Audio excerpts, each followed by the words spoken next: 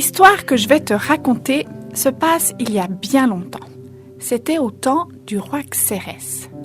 Il était le roi d'un empire très grand, la Perse. À cette époque-là, beaucoup de peuples vivaient dans son empire. Et il y avait aussi beaucoup de Juifs.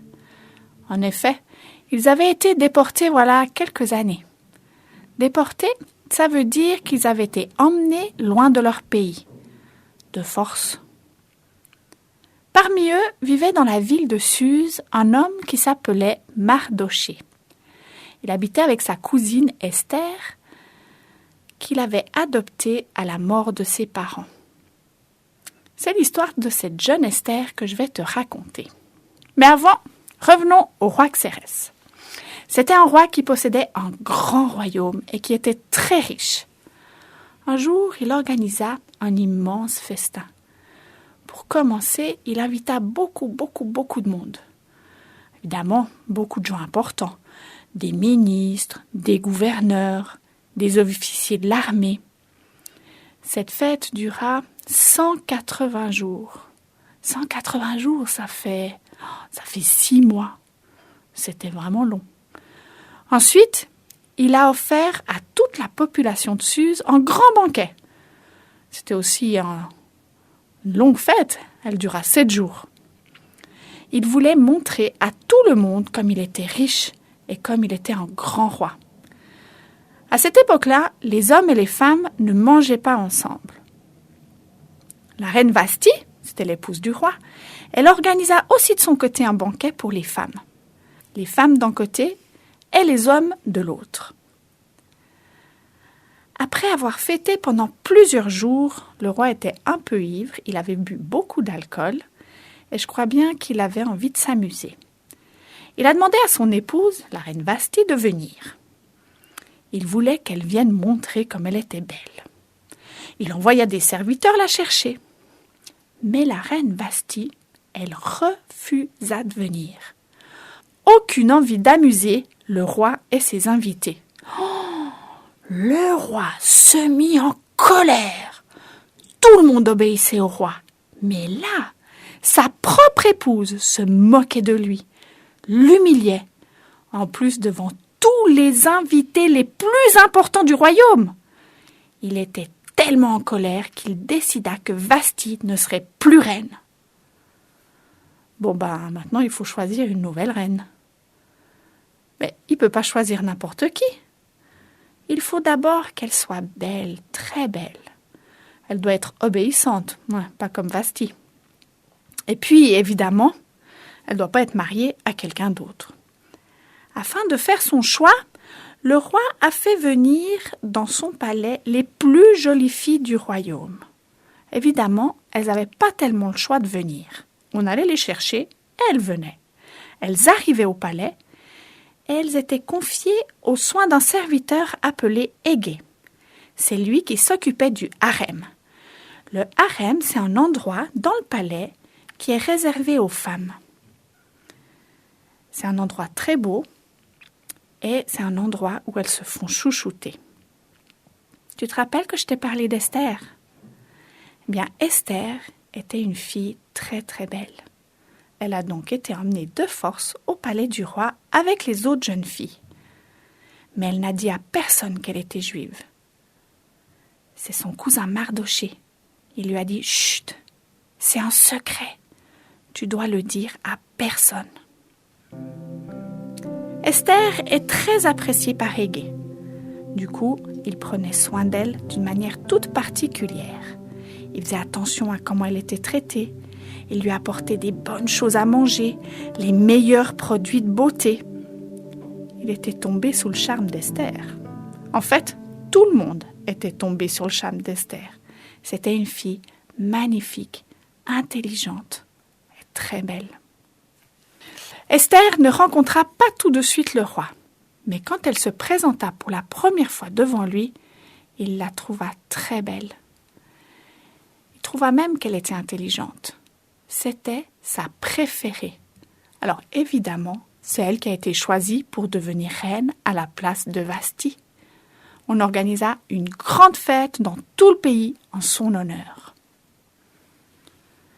Voilà, Esther est reine. Mardochée devait être vraiment fier.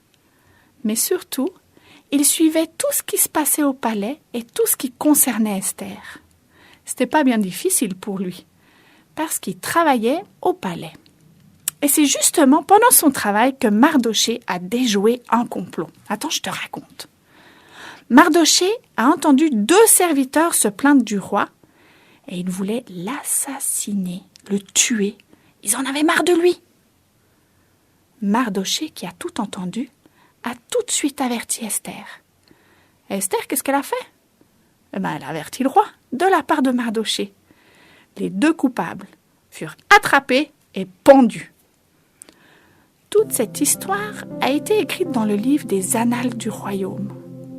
Le livre des Annales, c'est un livre où on raconte tout ce qui se passe au palais. Mardochée a maintenant son nom dans le livre des Annales. Mais bon, il y a quand même quelqu'un au palais qui détestait Mardochée, Aman. Aman était le premier ministre, c'est-à-dire l'homme le plus important après le roi. Il n'aimait pas trop les Juifs. Alors Mardochée, c'était pire que tout. Je t'explique pourquoi. Toutes les personnes qui croisaient Aman devaient se prosterner et s'agenouiller devant lui. Mardochée, lui, il refusait de le faire. Il restait bien droit quand il voyait passer Aman. Cela rendait Aman furieux. Furieux! Il voulait se venger. Oh, celui-là, je le déteste! Je préférerais qu'il soit mort. Mais il voulait pas seulement que son ennemi meure, il voulait que tous les Juifs meurent. Mais comment tous les faire mourir en même temps? Il y a un plan qui a commencé à germer dans la tête de Haman. Évidemment, il ne pouvait pas décider tout seul de la mort de tout un peuple dans l'Empire perse. Il allait discuter avec le roi. Il expliqua à Xérès que les Juifs, ils n'avaient pas les mêmes coutumes, ils suivaient pas les mêmes lois que les autres peuples. C'était pas vraiment vrai ça. Mais il disait, mais oui, c'est vrai, ils sont vraiment trop différents de nous. Je crois que c'est vraiment mieux qu'on les extermine. Haman avait vraiment envie de se venger. Puis je crois que le roi, il a écouté que d'une oreille. Il a dit, écoute, fais ce que tu veux avec les Juifs. Ça m'est égal. Il lui donna l'anneau qui était à son doigt. Et comme ça, l'accord était scellé. Waouh, super, c'est dans la poche. Haman envoya un courrier dans toutes les provinces de l'Empire pour ordonner d'exterminer les Juifs. Les jeunes, les vieux, les femmes et les hommes. Ils pourraient aussi piller tous leurs biens, prendre tout ce qu'ils voulaient dans les maisons. Haman a même choisi un jour précis pour ce massacre, le 13e jour du mois d'Adar.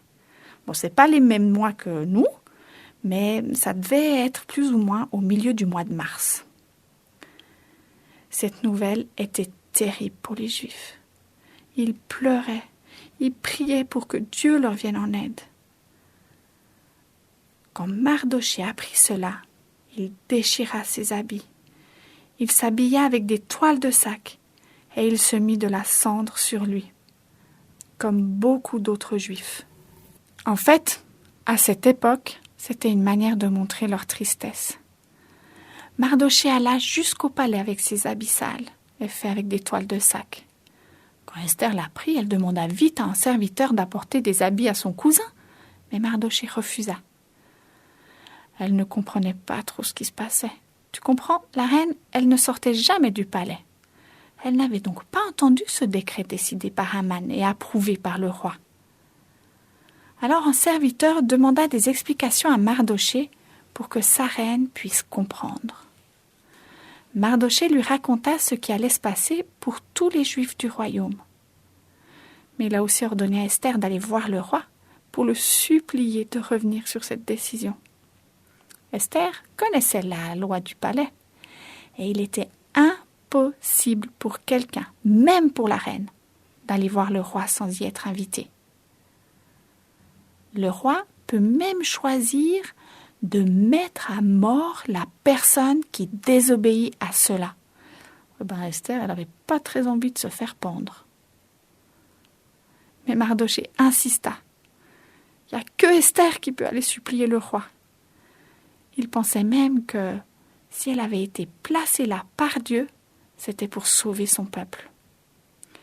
Bon, Esther, pleine de courage, mais sûrement avec un petit peu la peur au ventre, elle décida d'aller voir le roi. Mais avant, elle demanda à Mardochée, ainsi qu'à tous les Juifs, de jeûner et prier avec elle pendant 3 jours. Après ces 3 jours, Esther se présenta dans la cour du roi.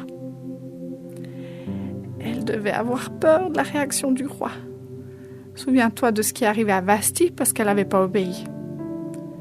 Mais le roi écouta Esther sans se fâcher. Il lui dit même, « Esther, ma reine, je te donne tout ce que tu demandes, même si c'est la moitié de l'empire. » Waouh, le roi, il devait vraiment aimer Esther pour lui dire ça. Mais Esther ne lui parla pas encore de ce qui allait arriver à son peuple. Elle a seulement invité le roi, ainsi que Haman, au festin qu'elle avait préparé. Pendant le repas, le roi reposa sa question. « Esther, ma reine, quelle est ta demande ? Tu sais, même si c'est la moitié de l'empire, tu pourras l'avoir. » C'était le bon moment pour lui demander de protéger son peuple.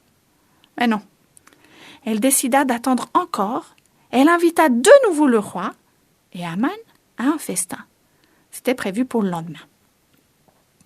En sortant de ce festin, Haman était vraiment fier. Il se disait « Ouais, moi je suis invité avec le roi, je suis le seul à avoir été invité avec le roi. Et en plus, je suis de nouveau invité demain avec le roi. Waouh, je suis important, je suis riche. »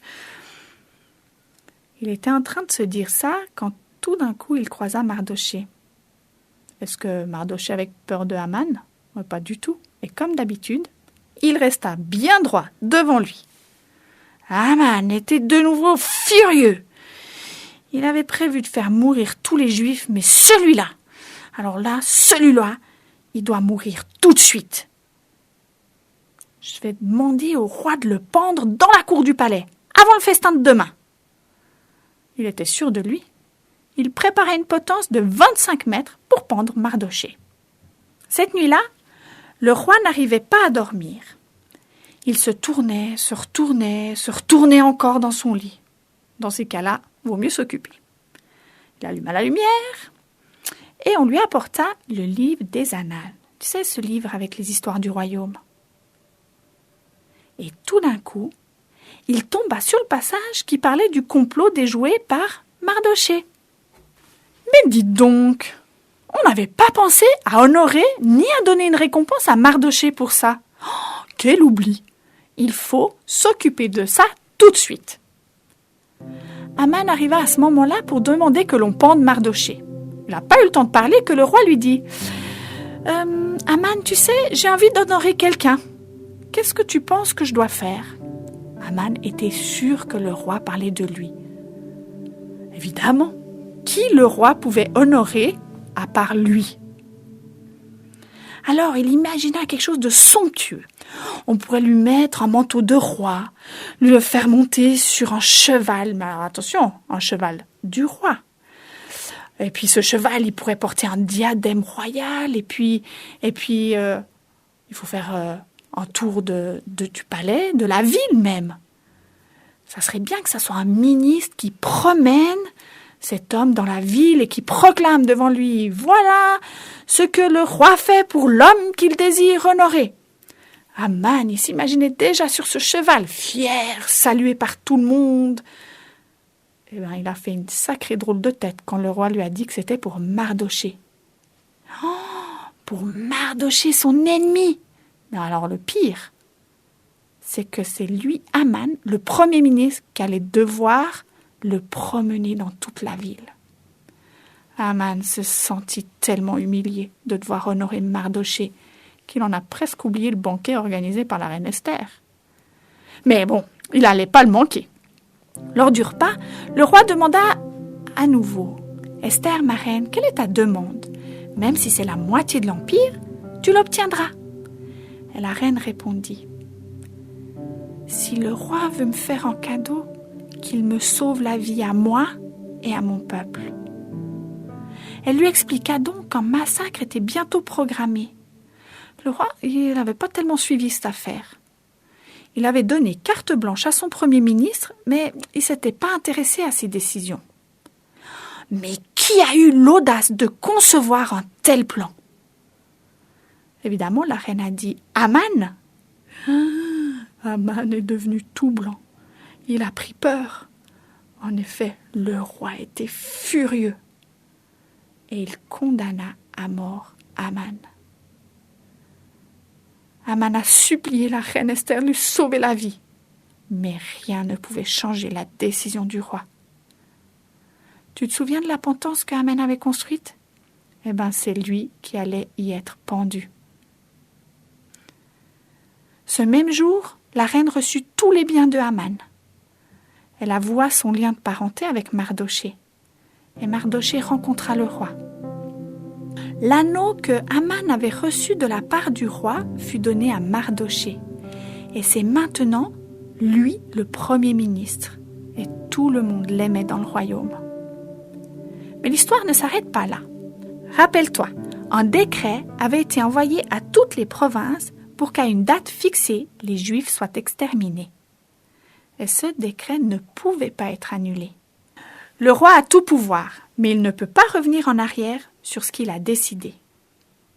Bon, c'est pas lui qui avait décidé, mais il avait donné l'autorisation à Aman de décider à sa place. Donc c'est la même chose. Le massacre allait avoir lieu. Esther parla à nouveau au roi. Elle le supplia de sauver son peuple. Alors que Xérès mandata Mardochée pour écrire un nouveau décret et l'envoyer dans toutes les provinces.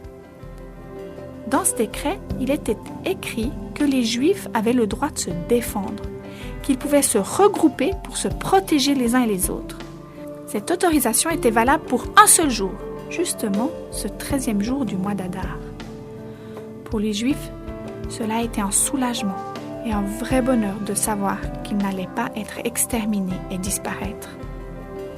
Quand ce jour arriva, les Juifs ont gagné.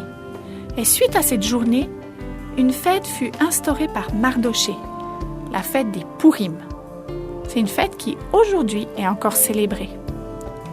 On se souvient de ce jour et de comment les Juifs ont miraculeusement été délivrés et sauvés d'un massacre grâce au courage et à la sagesse de la reine Esther et de son cousin Mardochée.